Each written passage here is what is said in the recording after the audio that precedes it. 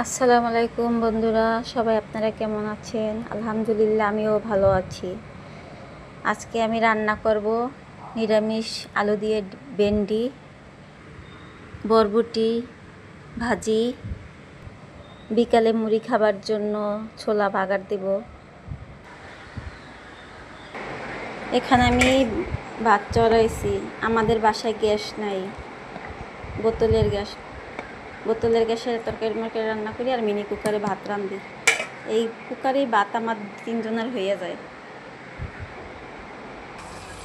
এখন আমি একটু পান খেয়ে লই।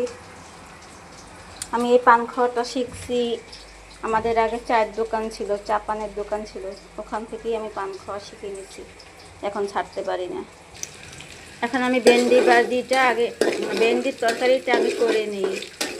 নিরামিষ ভেন্ডির তরকারি আমি সরিষার তেল দিয়ে রান্না করি। সরিষার তেলের তরকারি আমরা খাই। হলুদের ফাঁকি মরিচের ফাঁকি দিয়ে দিয়েছি। এখন মশলাটা কষাইয়ে নেই। ভাত বলক আসিয়া করছে।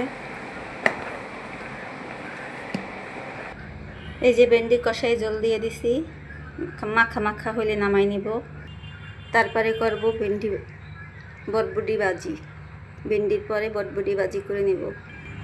তারপরে আমি ছোলা বাগার দেব লাস্টে।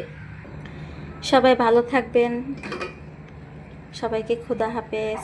আমার পাশে থাকবেন। আপনাদের কাছে